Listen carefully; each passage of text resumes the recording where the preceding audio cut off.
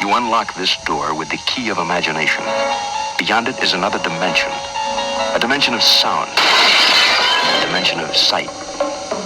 A dimension of mind. You're moving into a land of both shadow and substance, of things and ideas. You've just crossed over into... Deny all the things I've seen, all the things I've discovered, but not for much longer. Because too many others know what's happening out there. And no one, no government agency has jurisdiction over the truth. You want answers? I think I'm entitled. You want answers? I want the truth! You can't handle the truth! Harry. And the truth shall set you free! Welcome, everybody, to another special episode of 8192 The Truth. This is Brother Sin, Kevin Senior, and on the line I have got the Godfather, Joel D. Supernaut, who has been driving for 4 weeks, and he's still only an hour north of L.A. What's up, Godfather? You know what? That's the truth, man. I tell you, I hate driving. I don't ever remember a time I liked driving. And I do feel like I've been driving for 4 weeks, but I'm getting stronger. I'm just into Stockton, and you know what? We got a 2-a-day for the guys. We're making some content out of a drive from Malibu to Portland, and man, I got to tell you, I've made this drive 4 times, and you think that there's so many people living in California, isn't it? The most populated state, Sin? In the Union, yes it is.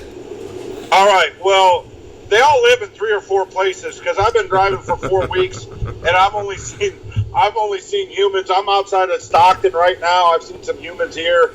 There was a lot of humans in LA, and then here in a minute, you'll lose me. You'll have to steer the ship because the reception sucks out here. Absolutely. So, yeah, man, this is kind of fun. You know, I really feel good about, I mean, we started this journey since 7 months ago, but 7 months ago, 7 months ago today, I went to Kansas City, and I was talking to myself. There's nobody else to talk to, whether I was podding or not, and I said, had I scripted, now I could have done a lot of things differently and and all that, but had I scripted it out, I would not have.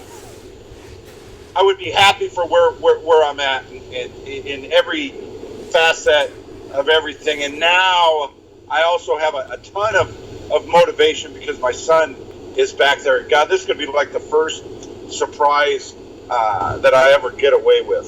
So. You running it, bro. Run this. That's awesome. Yeah, so that was on my list of topics. So let's get right into that. So, like you said, 7 months since you moved out there. We talk, a lot of our topics are mental health and personal improvement, that kind of thing. So what has the time away in Kansas City, what has that done for you? Reflecting back on the months there, what have you gained from that time? What about you has changed, improved, better? How are you different today than when you drove out there? That's a great question, Sin. I tell you, what has changed? Well, a couple things. First and foremost, I talked about this a couple days ago on one of the shows that I did about perspective, and this is actually perfect. To have all this quality time by myself on this road. I would say the biggest thing that changed is the things that I was talking about. We would talk about the dream killers and perspective and setting goals and everything. The biggest thing is I thought I could have, success. This, that with success comes success. But it's so hard when you go on a run of failure after failure after failure, whatever that means. And I guess the biggest thing right now is, I had a chip on my shoulder, went out there, I was ready to go, I was in a good frame of mind. But I know for a fact 100% I'm going to be successful from the second I get back, because because I've done the work. I've done the work, whether it was on the podcast talking about these things, and these podcasts are healing.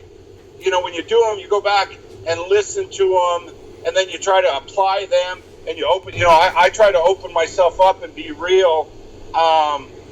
There is something to the podcast, but I mean, it's the same thing we're talking about all the time. Is you've got to voice it. Yes. You have to voice it, and it was a perfect reset for me. It really was. I accomplished a ton, but more importantly,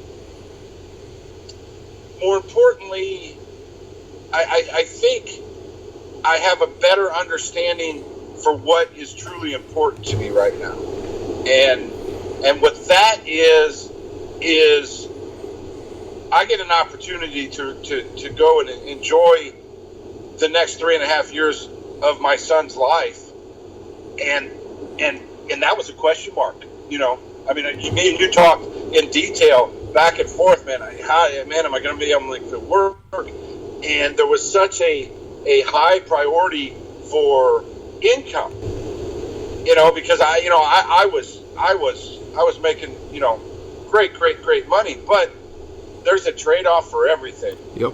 So I would say the biggest change is success. The biggest change is I'm returning on a very, very, very successful note. I feel good. I've got we got what we're doing with this podcast. A lot of stuff that you and I have talked about. It just took a little bit longer. Since the plan was to go out there for 3 months and then put into motion what we're getting ready to put into. Yep. So it just took a little bit longer, I guess. Yeah, absolutely. And sometimes that's the right call. Sometimes you just have to slow the wheels down a little bit, fine-tune the process, and make sure you're doing things right. Because there's no sense steamrolling ahead with something if you're missing key points and you got to go back and fix them. So absolutely. So basically what I'm hearing you say is you went out there motivated but with a bit of angst, with the chip on your shoulder, and now you're coming back with a sense of peace. So the journey out there definitely accomplished what you went out there for. Yeah, I tell you, that is a phenomenal way to look at that. And I couldn't, yeah, absolutely, 100%. You are correct. So because you had Sister Zita out there, but beyond that, basically it was like kind of taking yourself on your own personal retreat. Lad visited you a few times, and you did a few things, but a majority of it was you. You and your partner, you at the job, kind of a one-man operation. It was time for you just to be you, to find you, and to work on you. So that's what you got out of the time there. Yeah. That I see. Yeah, I tell you. Can you hear me, brother? Yeah. Oh, absolutely. You got me? Yep. Okay. Yeah, I mean, I thought about that too. I thought about that quite a bit, and there was probably a little bit too much alone time. There was probably a little bit too much alone time where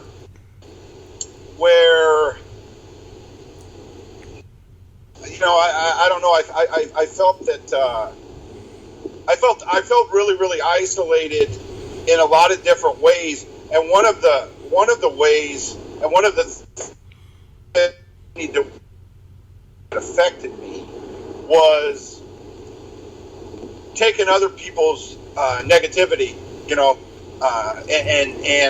and just working on it, just like one people that truly, I'm and I don't want to say insignificant people, but in truth, those people are going to be behind me in my life. I did internalize other people's struggles more than I should have, probably because I didn't have anything else to focus on. I didn't have any other relationships or anything, and I kind of got out of the zone. I was really locked in for quite a while, and then kind of truly went on cruise control. So, man, I had planned on August 8th, and then I moved it up to 70 days. But But whether you call it the universe or God or whatever it is, sometimes when things happen, you just got to go with it. You just got to go with it, and that's how I feel now. You know, I was thinking about that on this trip, and I was like, yeah, man, I'm a lot healthier. I'm a lot healthier financially, personally, physically, spiritually. So yeah, and not everybody gets to do something like that. You know, I had support from my sister from the start. I jumped into this really unique situation at that dealership.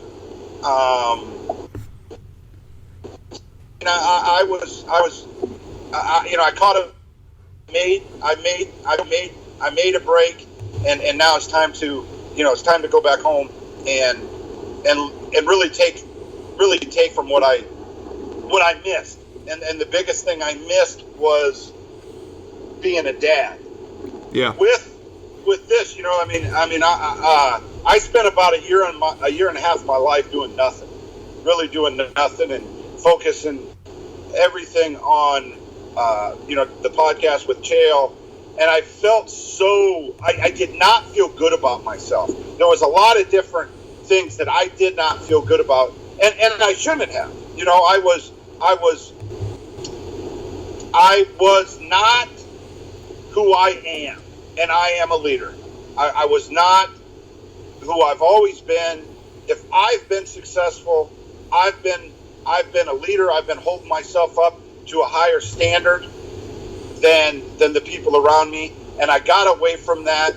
I put a lot of it on the fact that I went through the system, the federal system. I did the prison bit, and then I had the 5 years of paper.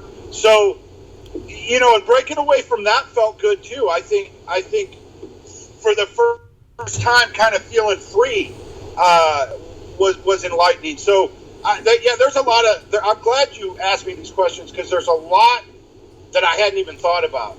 Just something like that, and there you go.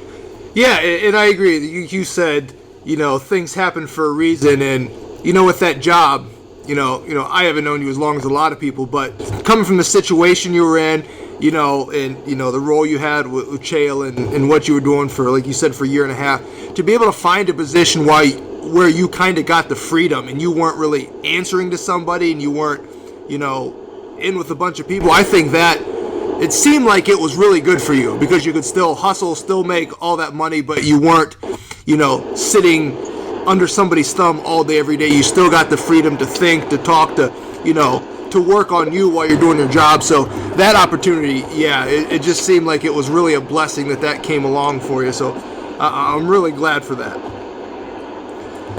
So can we assume that this move back to Portland might be the permanent move? Is it? You're breaking up, brother. I don't know can you hear me? Off and on. You're coming in and out, but we got you here. Okay, I can hear you now. Okay. So what was I heard what you were saying, and you're correct about that. I tell you, Sid, you remember when I came out here, and I wasn't planning on being in the car business. Yeah. And literally two nights before I left, I found this ad, and I wrote this guy. Remember? Oh, that was a sweet, that was a sweet email you sent that guy. What I was capable of. Yeah. I thought about that, and in truth, I did absolutely every single thing I said I was going to do in that email, but he didn't. If I went back and again, I'm not. I was successful. I made a bunch of money. He made a bunch of money. No hard feelings. I'm going back home. But yeah, it was a really good situation. I do have, and how it blew up and everything, I do have to remind myself daily moving forward that, I need to be a little bit more humble unless I'm the one writing the checks. And that's hard. That's been hard ever since, I had a 10-year run where I made a ton of money, and I did whatever I wanted to do. Well, since that 10-year run, I've had a 10-year, an 8-year, 9-year run on the opposite side of it. Yeah. So yeah, I'm gonna take from that. I'm gonna take from that what it was. But again, man, since the second, I kind of felt like I escaped. It was time to come back, man. It was time to come back. When Ladd last Sunday, not yesterday, but last Sunday when they took me to the airport, Ladd was in the back, and he said, "Wow, I really am sad right now." And that was the first time he had vocalized it, and I'm just pumped. I'm so thankful for everything that happened over there. I got a chance. Probably the biggest thing I'm happy for is I got a chance to spend a lot of time with my brother Lester, and I don't talk about him much on the show, and he deals with a lot of different things. But I was out there for 7 months. He was out there for 6 months and 3 weeks. I mean, he's out there now. Had a chance to live with him for a couple months. Kind of had a chance to kind of big brother him, even though he's older than me, and it felt really good. And that's probably the thing I'm most proud of is with age. With age comes different things, and I was a better brother to him than I'd ever been in my life, and I feel good about that. And it's a connection that I'm going to continue to foster. Yeah, absolutely. And I noticed that about you. It seems like you've got seems like a big family, and you've got good ties. I mean, you've got your brother in Malibu, you've got Sister Zeta out there in Kansas City, you got Lester. So you're definitely close with your family, and I know those ties are hugely important to mental well-being when you've got family like that. So to be in such good relationships and have opportunity to foster those, that's awesome. So moving on. So we've got the announcement. We've got the Stipe DC Super Fight in July, International Fight Week. Man, well, I talked about it earlier, and let's get into that. I believe that nobody beats the Stipe. Just like Ladd said, nobody beats the Stipe. The only person that I think out there that poses the biggest threat is probably DC. With that said, man, I just wish, the only thing about that is I wish they would have built Stipe the week after. Let me take you back to when Randy Couture beat Tim Sylvia. And I don't know if you know about that, but I actually made that fight. But anyway, as soon as Randy won, he was a 2-1 underdog. They took him off, and the UFC, he was on every show for a week, nonstop. And it really built his star. He was already Randy Couture, multiple time champion, and went down to lightweight. They really used that as an opportunity to build his star. I really wish they would have done that with Stipe.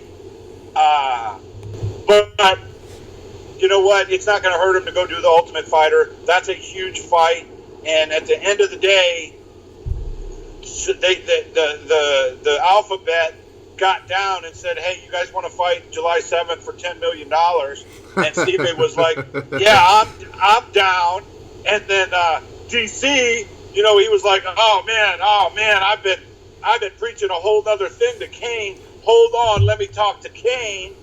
So he goes like you would to a bro, kind of like, "Hey man, I ain't never gonna go out with your ex-wife. All right, I'm not gonna do it. Me and her are tight and everything, but I'm not gonna go out with her. Now everybody knows me and your ex-wife are friends, and this, that, and the other. It's all cool. And I'm not gonna go out with them."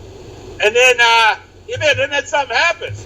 Then something happens, and then I come over to your house, and I'm like, "Hey, bro, listen, man. Me and old Brenda, we got a lot of stuff in common, and is that okay? Do you think it's okay if maybe I just date her for a little while. And then I'm like, all right, yeah, oh yeah, go ahead. Go ahead. You know, yeah, that's fine. Yeah, we're bros. Go ahead. And I really think that's a pretty good analogy. I literally just came up with it right now because I'm a goddamn genius. I think it's a great analogy. And you're right, yeah. And I don't see a problem with it for either of them because really, I don't see any other fight for either of them right now that makes any sense. You know, Gustafson's coming out now calling DC that he's cowering from him, and Jimmy, man, DC's beat all these guys. He beat Gustafson. So I don't see where these people think they've got this argument that they're entitled to that next shot and it should be them. And I think they've both cleaned out their divisions. So I think it's the perfect fight. That nothing else makes more sense. Yeah, and they got enough time too to promote it and do it properly. Oh, absolutely. You know, I think they look at it. I think they look at it like, hey, man, what was that famous quote? The guy said a famous sports quote where it's like, somebody's not walking through that door right now. Man, it slips me. But Connor's not walking through that door anytime soon. So these guys are being aggressive. Their numbers are down. They know that. Yep. And they're going to make a big fight. Again, my only drawback from it is just that there's going to be an injured party, and the only injured party is Kane's feelings because Daniel, Daniel said, no, man, I'm not gonna date your ex-wife. I'm not gonna date her. I'm not. Oh yeah, we did it. Yeah, I mean, and that's the only other fight for Stipe, and based on his recent track record of the injuries and stuff, you can't count on Kane. You can't build the marketing, the whole world tour around that, because you can't count on him being healthy. So I like it. So that leads in. So that card. Yeah. That card is going to be kind of a super card, as it usually is for fight week. They're going to have 3 super fights on that card. So they're looking at Mighty Mouse, TJ Dillashaw as well, and then the Cyborg Nunez fight, which, here's what I like and it's what I don't like. Here's what I like about that. I love the fact that TJ and Mighty Mouse are going to get a big-ass payday. I hate the fact that Amanda Nunes, who pulled out of last year's, and Cyborg, who I believe is overpaid to begin with, is also going to get a giant payday. Because if you're fighting for the title, you get points. So, not to try to hate on the women, but Amanda, she pulled out last year. Yeah, absolutely. She absolutely pulled out. Yep. And, Cyborg. We were there. I thought, we were. I thought, when I seen she made $500,000, and I want these fighters to make a bunch of money. But she's not earning that. Yeah, she's not the kind of draw that deserves $500,000. You're absolutely right. And for her to make even more. Yeah, again, man, I don't want to take anything away from the fighters. There's too many fighters out there that,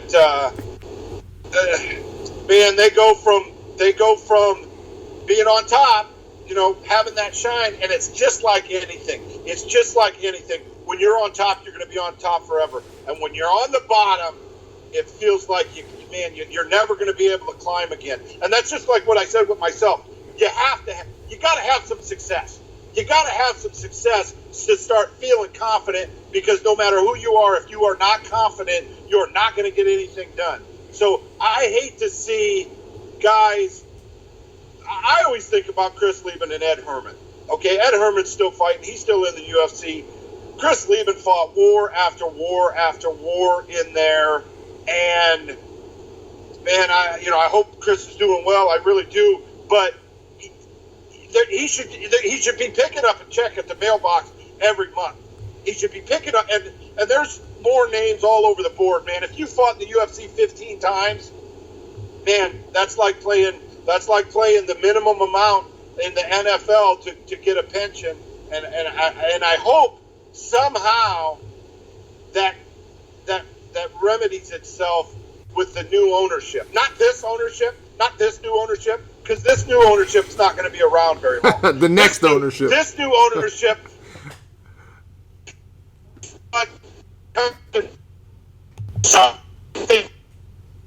We're losing you. Alright, guys. At least for the time being, I think we have lost the Godfather. We'll try and connect back.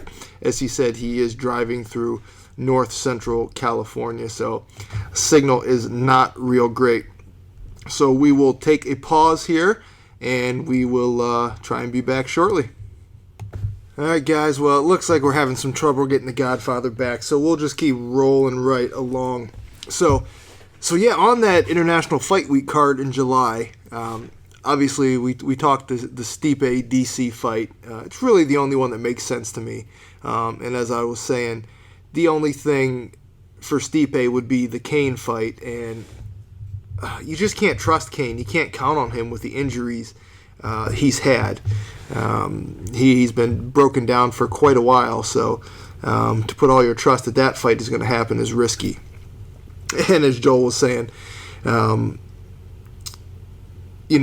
going to be some, we were talking about the Cyborg getting paid as much as she is when she's really not a draw.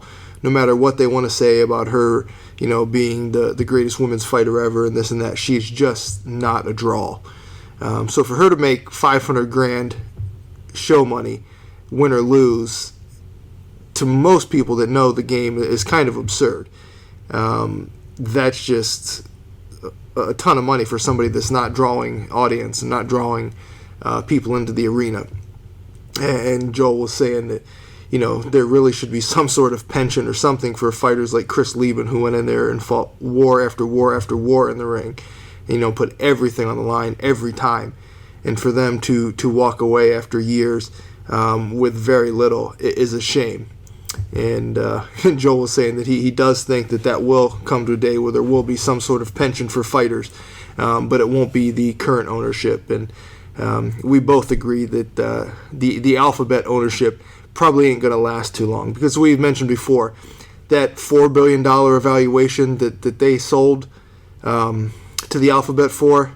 Yeah, they had the greatest set of accountants in the history of mankind. For them to be able to work the books and to show that kind of revenue and that kind of potential for that level of sale, absolutely unbelievable. Because, honestly, I love the UFC as much as anybody. It ain't worth $4 billion. And I think the results last year and the pay-per-view numbers and everything showed that. So they kind of got the sham on that one. But the brilliant job by Zuffa and their team to make that sale. But again, I don't think the Alphabet's going to hold it all that long at that price. So hopefully we see some changes with fighter retirement pensions and so forth. But again, back to that card. So great card of super fights. Cyborg and Nunes. The TJ and Mighty Mouse fight is phenomenal. I mean, that is a fight that I really want to see. I mean, because Demetrius has nobody. There's nobody left to fight. You can only fight Benavidez so many times, and fight Ray Borg again. I mean, right now the next closest guy that would pose any challenge would be Henry Cejudo, and he already beat him once. I mean, Cejudo is looking better and better every time he's into the cage, but he already got beaten soundly by Mighty Mouse. So there's just no one left. And for Mighty Mouse to really be able to cement his legacy as one of the top pound-for-pound fighters of all time, he's got to find some competition, and he has that in TJ. TJ says he can make the weight 125 just fine. And I'll tell you what, that is a fight. I don't know what the polls and the odds will come out saying, but I'm going to go with TJ in that fight. I got Dillashaw all the way. Will it be a good fight? Absolutely. But I think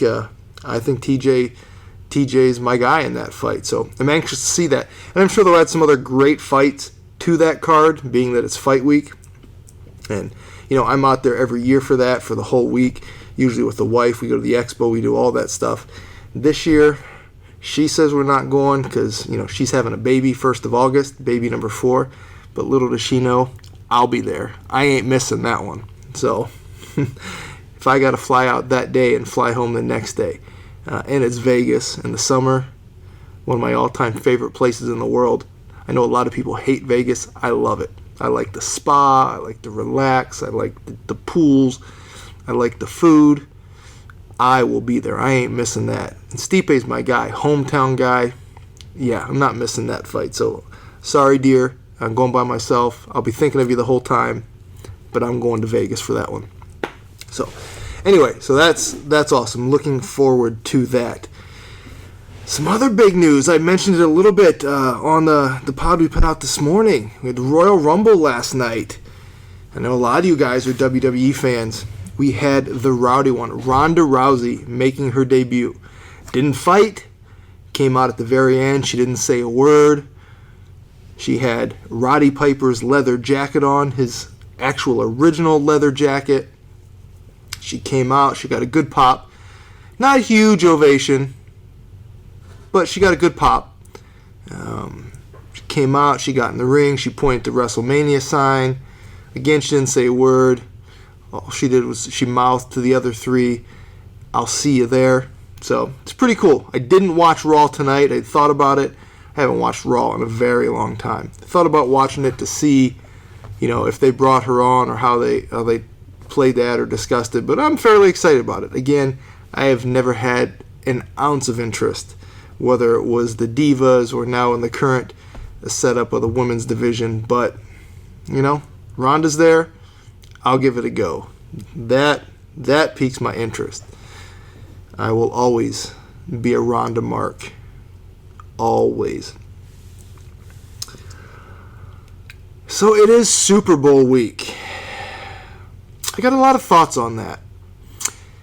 With everything that's happened this year with the NFL, political, and everything else, this was the first year that I did not watch a single NFL game. I watched probably a half a game at Thanksgiving at the family's house, my aunt's and uncle's house, because it was on the big screen and the end of the room where we're all eating. But other than that, I did not turn on a single minute of NFL football this year. And I'm a huge football fan. I watch tons of college. I bleed Notre Dame blue and gold. And I like the pros. Not as much as I like college, but I like the pros. I played college football. I'll always be a fan.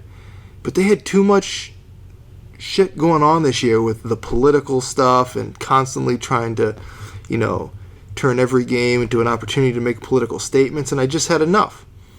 And I talked about it before. Part of the reason was out of respect for my dad because, I'm a grown man myself, 37 years old, but I still somewhat blindly follow the lead of my father. He's a better man than I am, and he's a better man than I'll ever be. So when he takes offense to that kind of stuff and he says, I am not watching anymore, he's a 60-year-old football fan who's been watching it since he was a child. Johnny Unitas and Fran Tarkenton and up through the years, a Minnesota Vikings fan, Alan Page, the Purple People Eaters. My dad's been a diehard football fan. But he's done with it. He's also very patriotic, very conservative. He's a Marine. He did his time. He served his country. And if he takes offense to that and says that's disrespectful to me and every other veteran and I'm not going to support it, then I take it upon myself to follow his lead. And that's what that's leading me into is the kind of the controversy that the NFL is in right now. Oh, and we got the Godfather coming back. Is this the Godfather? It is. How are you doing? I was on a run too. I don't know how much you caught when I was. How did you do in the last 20 minutes? Brilliantly. The fans. Brilliantly. Now we lost you right when you were talking about how the current ownership, the Alphabet, isn't going to be the ownership too long because I assumed you were going into how they got shammed, and then we lost you right at that point. Okay, did you take that point and run with it, or do you want me to run it back? Oh yeah, I mean I talked about how Zuffa had the greatest set of accountants in the history of mankind. And that $4 billion evaluation was. Oh God! Well, there was a lot more to that too. Is anything? The value on anything is what somebody is willing to pay for it. Yep. That's the value, and people don't understand that. People are like, oh, that guy got ripped off on this, that, and the other. No, he didn't. They negotiated a deal and they paid. Now, what happened there, and what I don't, I don't want to jump, I don't want to repeat what you said, but I say a guy like Mark Wahlberg, he probably put $20 million in there. Yep. Or let's say it's 10. Let's say he threw 10 in. I don't know what he threw in, but let's say it's 10. He's probably looking back on it right now. Hadn't got a penny back. And said, you know what? I'd take 5. Because all sorts of people came to him within the last year and said, hey, you should have done this, or you should have done that, or there's something out there called real estate. So I don't think that Fox show this weekend, great fights. There's a guy that is all about, that Connor Gillespie, is that the guy's name? Who, he's 11-0. Yeah. He, 11-0, they asked him to call somebody out. He said, man, I ain't going to jump through hoops for y'all. Put somebody in front of me, I'll beat him. I want to go fishing. What beautiful Jacare with the head kick. Feel bad for Brunson. But at the end of the day, oh my God, Sin, that was a Fox show. Yeah. That was a Fox show. And when I seen that was a Fox show, I don't even know. We had a podcast 2 days before that, and we didn't even talk about it. we didn't even cover it. So that deal's done. That deal is done, and I don't think ESPN. We'll see how this plays out. We will see how this plays out, but I could see them being in desperation mode real quick, because if you buy a company for X, it's got to produce X, correct? Yeah. In a certain amount of time. I mean, you can't go backwards. And there's an old line: you can piss in my face, but don't tell me it's raining. So when I've been watching Dana for years and years and years. And last year was the greatest year ever, and we're off to the best start ever. Dana, how many times are you going to tell me that? Okay, I love you, brother. I was actually thinking about my first UFC event was when Randy fought Pedro Izzo, and there was probably 3,500 people in the Trump the Trump casino in New Jersey, and how far it's came, and what a big entity they built, which is phenomenal. I mean, it takes a lifetime to build that kind of success, but sometimes you can give the fans too much, and they've been giving us too much for a long time. So if I, as diehard a fan as there is, if I don't know there's a UFC card on Saturday, what about the new people that we're trying to convert and take some money from? So, absolutely. Let's talk about another topic. How about Jake Smith? How about 8192 flying his flag? That was beautiful. Yes. Oh, Jakey baby shorts. I did not. I watched the fight, and it only lasted 59 seconds. And I didn't notice. So when you posted that picture, it looked really, really cool. And we're gonna ride. We're gonna ride with Jake. I did not know he was a 2.5 to 1 underdog. Me and you talked about it. I mean, it cost something to put that on his shorts, and then we don't bet a 2.5 to 1 to underdog. What? Are we the biggest idiots in the world? Yeah, that was dumb. Yep. That's not like not splitting them when the dealer's got a 5. Got 2 aces. Let's split those bullets. Hey, so Jake said he was treated. There was a Temecula card, and almost all fighters were local fighters from Temecula. Because that's how they try to fill up the stadium for their show. Yeah. He said nobody gave him any respect. And you could feel that. You could feel that, and so for him to steal the show, so happy for him. He made enough money that for the first time in his career. He can focus on being a prize fighter. That's beautiful.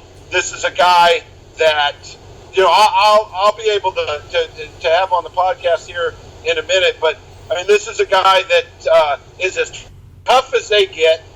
You realize he's Chael's number one training partner. He's given up.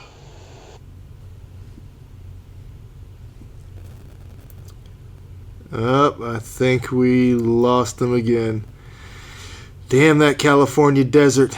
It's causing all sorts of hiccups for the podcast. We'll pause for another station identification break, and hopefully we'll be back with you soon. Logo on his shorts. He put it in a neat spot, too, right on the front. So good for him.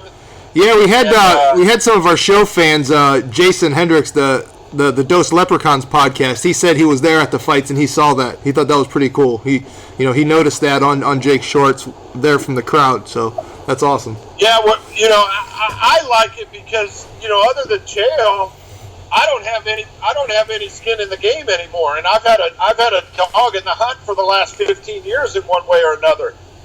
And so now to have to kind of feel connected to him. Ricky Simone, who is a killer. He's a killer. There's an Al Pacino movie with Colin Farrell, where they sold secret agents or something. Do you remember that movie? Yeah, I know which one you're talking about. And right before, the very end, Al Pacino is going to sell secrets for $10 million or whatever, and he puts his hands up and he goes, "Well, you got to give it to me. I'm a hell of a judge of talent." So's the Godfather, baby. Absolutely. So and thank you, by the way, for staying with me, man. These miles are precious, man, because it's nothing but road. What time we got? It's 6:39 out here. Starting to get dark out there.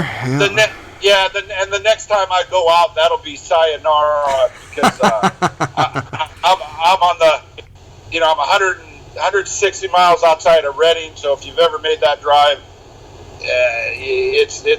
there's no humans here for a while. So next time you leave, next time I'm gone. So just don't run out of gas up that way. Oh, right. You hear any banjos or anything like that? Lock your doors. That's right. That's not the place. That's not the place to be camping out. I tell you, Sid. Here's another thing: is if you wanna see depression, go to a rest area. I hear you, man. I tell you what. I mean, if you just want to feel America and how the other side lives. I mean, there's people living at those rest areas. I'll tell you another thing. Here's another thing. Now, when I was out there at the dealership, right across the street was this big truck stop, and they changed the laws in the trucking industry, and they, like 2 months ago, they put in what's called a black box. So these drivers now, after 8 hours, boom, they're shut off. There is no travel log. If they pass the next stop, they're going to get a ticket. So everywhere you go on the roads, there's truckers everywhere. And you want to talk about a tough job. I'm not going to be able to see my buddy Tony. It's not going to work out. He and I put a a fitness center at a truck stop in Oak Grove, Missouri. Our goal was called Trucking to Health, and we knew what a horrible existence it was being a driver. Now, this was 20 years ago when they could basically run all night and all day. Well, now they can't. It's a tough job, and I met so many of them the last 7 months, and they make about, on average, they make about $1,200 a week, which it's not bad money, but when you break it down, they're not living at their house. They're pulled over, they're living in their truck, they're at a truck stop, they're at a rest area. There's this whole other world on the highway, man. Oh yeah, you're right. That's a whole subculture, absolutely. Yeah. You ain't kidding. All right, this looks like humans. I must be in Sacramento. Oh, it's Sacktown. All right. Stop out there and visit Uriah Faber while you're there. Stop at the gym. Yeah, man, you know how it is when you're on the road. The only thing you want to do is get there. Yep. You know, I feel better. I feel better now than I did when I started. Again, you know, I left Kansas City, 2 days ago at 5 o'clock in the morning. Went straight to Malibu. Boom, I'm on the road. So I'm doing great. And I tell you another thing. Oh God, how could I? I'm so glad I'm in Sacramento, so I can run this rant. You'll love it. So I want to get a workout in, and I go to the Malibu fitness place because really, I wanted to get a sauna. I was hoping to get a hot tub. They didn't have anything. It cost $20 for a day pass. I go in there, and I don't have any music. This is yesterday. So I'm like, hey, I'll be back. And, I'm thinking it costs $20. I'll be back. I'm going to go charge the phone, and I'll come back. So first when I got there, I didn't go back. So I went in this morning at like 5:30. I said, hey, can I use that pass I didn't use yesterday? And they're like, yeah. So I get there, and I don't know where the fit people work out at, but I do know where the old fat people work out at, and it was at the gym I was at. And there was three trainers. There was 3 trainers in there, and they were doing the same thing, Sin. They were making him do lunges. They were making him do this. They were making him do that. And it made me think, oh, my God. Is there not a brain in this world? Let's just go ahead and look at this, okay? If I want a success, okay, you're in Malibu. Uncle Bobby and Aunt Irene are living in Malibu. Check it out, baby. They're rich, okay? They're rich. So if you want them to continue to be a customer, why don't you do your goddamn job and get them in shape? They don't know how to work out. They've never worked out. They've never worked out in their life. So why don't you do this? Why don't you do this, Dumbo? Okay?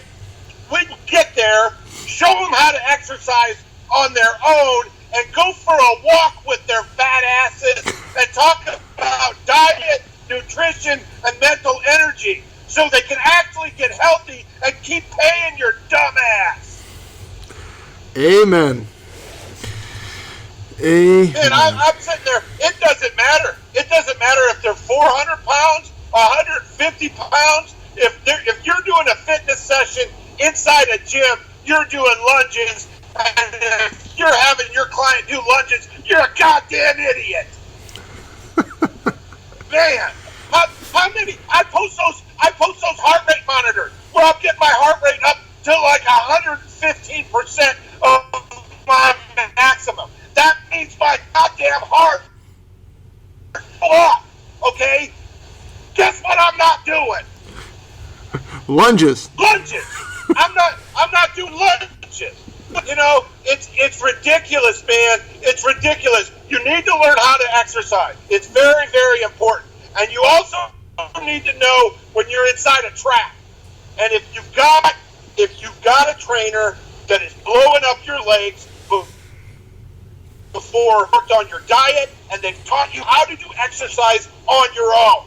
Okay? If you don't want to do that, why don't I just go to your house and sit in your chair for an hour, give me my $50 to $75?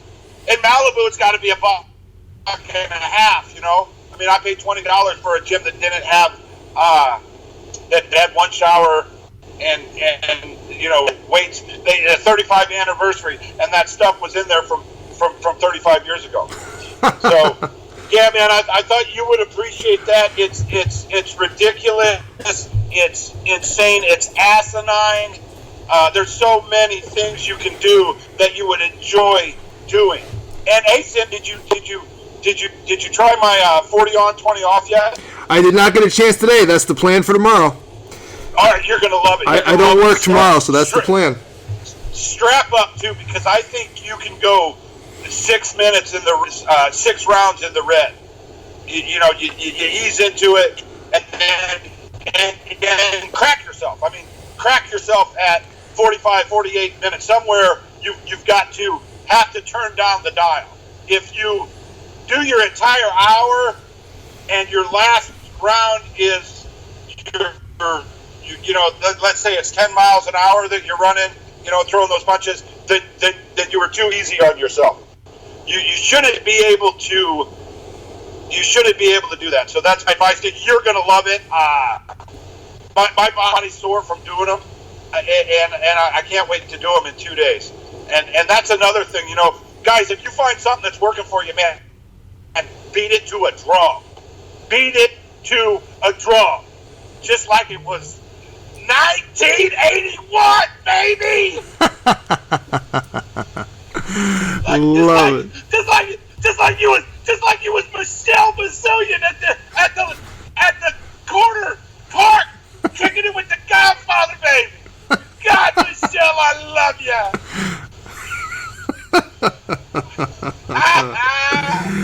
Love it. Love it. Talk to me, Sid. Talk to me. We got some time. Let's roll this thing. Let's give some content. Let's hit the Godfather. Let's get the Godfather down the road. Let me see. Yeah. I got to be in Eugene tomorrow at 10 o'clock in the morning, and I am 7 hours away. Oh, plenty of time. So I've got, but again, after the podcast, I'm gonna, it's gonna get a little bit harder. So what else we got? We got the Smith. So on the trip, on the drive, what's the over under on the number of NOS you're gonna down? None. None. I haven't had. No, bud. No, not. You off the NOS? Yeah. Oh. I don't want to. I don't want to talk about what I'm doing because it's working, and I don't want everybody to, be like, oh yeah, I want to do that, But you can figure out pretty easily what it is if I'm not, drinking NOS. and it's actually, I tell you, I feel so good, and I'm glad you actually said that because, I mentioned it last week. When we did the Chael Blow-a-thon for a whole week. That was tough. God, thank God he won, man. Thank God he won. So anyway, one of the things that I've been experiencing because here's how my entire life has been as somebody that ate food. That after I was an athlete up until I was 27, 28. So it really didn't matter what I ate. I looked great. And then I wasn't, and I've struggled with my weight since then. But here's how I felt most of my life. Almost every single time after I ate, I felt bad or I felt guilty. When I was on a training program, I was pretty much always starving to death. But because I was kind of hyped up and what I was taking in a lot of sugar or this, that, and other. You say the NOS was a big thing. I could go long periods of time without eating, and obviously you're going to lose a bunch of weight, but that's why I always gained it back. This is the first time that I don't feel guilty after I eat, and right after I eat, I get energy, and to be 51 years old, and I'm talking to a nutritionist, to be 51 years old and know how to train the way I do, to never get acclimated to a good nutrition is mind-boggling. It's going to change my life because right now, I feel, I ran, today I missed breakfast and I made it. It was like 3 o'clock before I ate. And I was just exhausted. Now, had I been eating differently, that lack of calories would have gave me a rush. And when I ate, because I would have ate, not the best food in the world, it would have made me tired and sluggish. It's eating clean and staying away from all sugar as much as I can. Man, I feel it. I feel like it's going to change my life. Absolutely. I actually got a pretty good response today already from the last pod we put out. I talked a bit at the end, a bit of nutrition and just, trying to get people to be more aware of what they're buying, what they're eating. If nothing else, just reading the labels. And if you don't look at fat, don't look at calories, ignore that. But if you do nothing but analyze the sugar content of what you're buying and what you're eating, you will see drastic change in your diet, in your shape, and how you feel. That sugar is a true killer, and in all forms, it's death. And I got people responding already saying, absolutely, start doing this, and that simplifies it. If I don't have to worry about everything, every label, every ingredient, but if I can do that as a start, just eliminating and watching the sugar content, then to be able, to have gained and lost as much weight as I have, and to be able to do the kind of workouts that I'm capable of doing still at my age. I don't want to say at my age, but the reality is I just watched a video, and man, I'm gonna beat that to hell and gone. The 55-year-olds going to goddamn retirement homes. Man, eat a goddamn bullet. Just gobble a bullet, man. 55. I want to go to a retirement home. Let's go play. Man, get off with that. But anyway, I mean, again, if it happens to me, I mean, I've been around athletics, this, that, and the other. Know how to exercise, know how to train, can work real hard. For the first time in my life, I'm paying attention to my nutrition more than just, okay, I'm going to do some heroic things the next 90 days, just in terms of a life change. That's what everybody needs to concentrate on first. That's what the people in the gym do. Because what do you think Grandpa and Grandma Freddie and Michelle are going to go do after their lunches at the Malibu Fitness Club today? They're going to go eat garbage. Yep. They're going to go eat garbage. And so it's not too late for anybody, including myself. I tell you, Sin, I really have gotten a huge response since we've started really putting a lot more content out there for the guys. What that means is it's starting to become a part of their day. I know with the You're Welcome show, I used to get, if our pod didn't drop, if our new pod didn't drop, oh God, all hell had to break loose. And I'm starting to get those feelers. So guys, thank you for staying with us. There's huge things coming up. Sid, by the way, great poem last week, bro. I forgot to tell you. Did you like that? But yeah, how long did that take? Not long. That was, not off the top of my head that second, but I wrote that in about 5 minutes. Really good job. Yeah, Chael liked it. That was pretty good. Hey, you should write. Hey, we gotta put a moratorium. We blew him so much last week. There has to be. I mean, I know my knees are all scraped up, and I've been gargling all week and stuff. There has to be a moratorium on putting him over for a minute. I mean, yeah. I mean, that was big. But I tell you what. I didn't talk to him one time that week. So I just kind of stayed on that path. And at the end of it, he said, "Yeah, I listened to every word." And so good. That especially, I mean, it was kind of like I designed this game plan. I mean, I don't want to take all the credit over. I don't think you have to go back too far to, But yeah, I mean, so yeah, there's a moratorium on blowing him.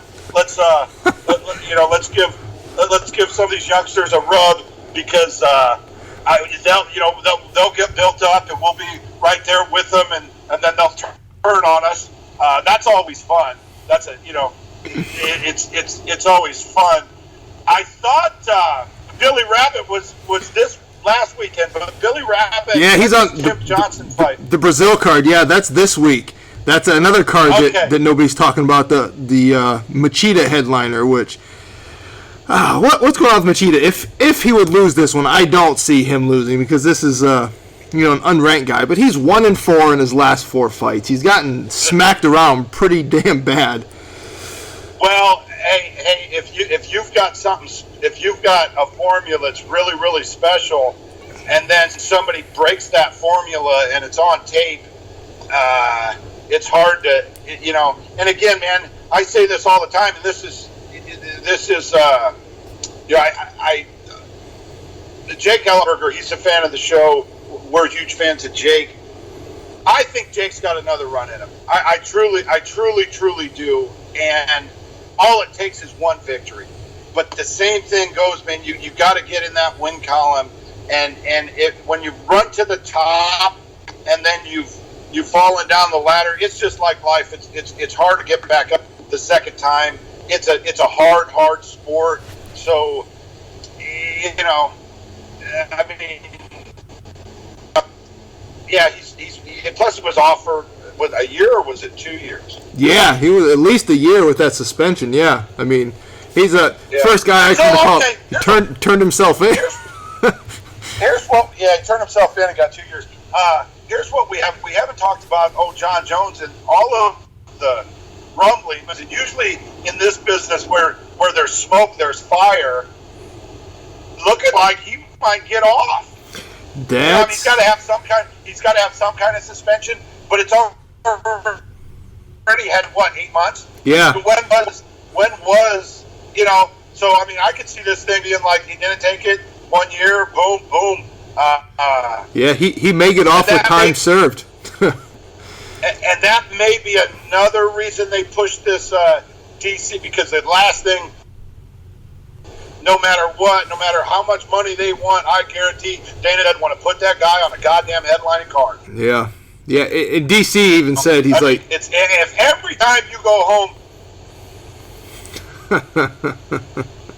Yeah, and DC even came out and said emotionally he does not know that he could do that again, just put himself through the John Jones mental cycle of the camp. He just didn't know that he had that in him again. So well, he'll those guys are going to have to dance one more time, because DC, well, you know what? DC's a pretty smart guy. I'm sure he's not pissing away all his money. Yeah. He's got a mega payday. He's got a mega payday coming. He's got a job lined up. He doesn't need to dance with that dinosaur again, because I tell you what, you say anything you want about John Jones, he's won them all. Yep. He's won them all except for the DQ. Except Matt Hamill. And if you can't, other than Khabib, how about Rose being a 2-1 underdog, Sin? Yeah, I don't get it. I mean, she knocked her out, damn near knocked her out twice. Could have been stopped the first time around, but she's getting no respect. I mean, I tell you, the one thing that is real in sports, in combat sports, is a common opponent. And Shevchenko's fought them both. Yeah. And Shevchenko said she was going to win the first one. She's doubling down. She's going to win the next one. I'm staying with Rose. As much as I'd like to see a trilogy, I like me some Thug Rose. I really do. JJ needs to go up. JJ needs to go up. And if that chin gets dusted again, man, look at guys, look at men, like men, hunters, gatherers, us. Man, we can only take so many shots to the dome. Yep. If these women start going to sleep, what do you think? What are the ramifications of that? Yeah, absolutely. I wholeheartedly agree. Yeah, and if the weight cut is that much of a problem for her, if that damn near killed her last time, and that's why she was, then do Then do the 125. It's a natural. I mean, there's nobody there yet. Go in, take the title, and run it there for a while. Yeah, man. Don't make excuses like that, girl. Don't go out. Don't go out. Act like you've been there before. Yeah. Act like you've been there before. We all loved you, but man, I just don't see a 2-1 underdog. Man, we need to get some of that Conor money. We need to. I told you, had you listened to me, Sin, you would have put 40 dimes on Stipe, and you already had that goddamn new house. I'd have paid you double trouble, baby. double trouble. But no, I'm on a hell of a run. I tell you, I've had guys sending me messages saying, "Hey, thanks. You know, I'm on one right now. I'm on a run. I wish I would have been betting." It's easy. It's easy to bet with your mouth. It's hard to bet with your pocket. I know. I would have cleaned up on both the Bellator and that UFC card with, you know, who in my head who I picked. I should have put the money down. I should have took your word and then done it. Well, but remember when I told you the GSP. No, with the biscuit. So, you know, believe me when you win and don't believe me when you lose. That's my best advice. You remember that time when you had all the right picks in your head, but you made the wrong picks at the window? Yeah, we were there, man. And it was so let's hear. I'll tell the story. So me and Ladd go out. We meet Sin in Vegas last summer for the international fight card, and I'm just passing a city called YOLO. I mean, if you live in YOLO, California, give the Godfather a shout out, baby, and tell me what it's like to live in a place called YOLO. YOLO on the bolo, baby. So me and Sin are there with Ladd. Ladd's already jumped off the Sears Tower, the Stratosphere, and you know, Sin's been there like 2 weeks, which is just such a rookie move to stay in Vegas that long, even though you've been there so many times. So, and that no matter how much money you got, it's gonna hurt. Staying in Vegas that long is gonna hurt a guy's psyche. So you can kind of feel that with Sin. You know, Sin's kind of probably not as up. You know, Sin's probably taking a little beating, and he needs to get back home to see Mama. But I picked 5 fights. And it goes to who was the guy that I picked the wrong one on? It wasn't Whitaker. It was. I want to say Stevens. Did Stevens? Yes, on that I think that. Yeah, I think that was it. I think. Let me go back. Okay, so anyway, I had them all, but I bet the wrong one at the window. So we go to the last fight. Sin's going to jump off the Sears Tower with Ladd at midnight if we win, because it's going to pay like $1,200. It's like $200 to jump off or whatever. And I picked the wrong. I had the right one in my head, but when I showed you the ticket, you were like, "Yeah, you picked you picked the wrong. Yeah, you picked the wrong one." 133 miles from Reading, so this thing's going to be going blanco in a minute. I think, guys, I'm going to have to say thank you, Sin. I'm going to have to say thank you for doing this. Get the Godfather down the road a little bit. Man, rock and roll, people. Rock and roll, everybody. Godfather is out. And there you have it, as animated as ever. So, what he's using to stay awake in place of the NOS, I have no idea, but whatever it is working. And if you don't know what we're talking about, the Godfather had quite the habit or addiction to the energy drink NOS, the NOS that comes in the blue can. They got the orange can. He would send me pictures almost daily throughout the summer. He was downing the NOS like water. He was on a fix. So I assumed this long drive from Malibu to Eugene, he'd have a whole stockpile of NOS in the back, but apparently he's off the NOS, so good for him. He's off the chemicals, off the artificial sweeteners and all that stuff. So fantastic. Man, what a lot of fun talking to him when he's on his game, when he's got high energy. There are a few people I've met that bring the entertainment value that the Godfather does to any conversation. And trust me, since I've met him some time back, he has been nothing but entertaining, and we've had many conversations, and he is a character, and definitely a friend I'm glad I've made, and somebody I'm glad that I've got in my life at this point. So we will round this out here. I will wrap up the point I was making about a half hour ago in regards to the Super Bowl. What I was getting at was, like, I've kind of boycotted this year because of the political stuff, and you know, I'll probably watch the Super Bowl. We've got invited to a few parties, so I don't want to seem antisocial here in the neighborhood and not go. But I've got some mixed feelings because I'm sure many of you have heard the NFL declined or pulled an ad that they had approved, an ad from the AMVETS, the American Veterans, that was asking people to please stand during the national anthem at sporting events. Please respect the flag, respect the nation, respect your military and your veterans. And the NFL initially approved it and then pulled it and decided it was too political and that they didn't support pushing an agenda. They have come out and openly said we support the players' rights to kneel during the national anthem in protest. We support their right to do that. But yet they're not supporting the AMVETS ad to support the opposite side, supporting the stand at attention for the flag and the national anthem.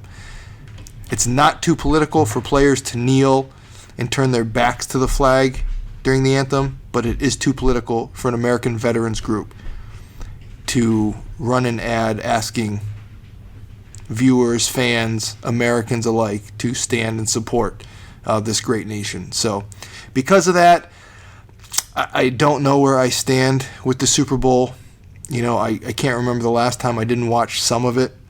Some of the games I haven't watched start to finish. I do like to watch the commercials, as most of us do. I always get in the Super Bowl squares, betting pools, and that kind of stuff. So I've always got some interest. And again, I'm just, a red-blooded American, a football fan.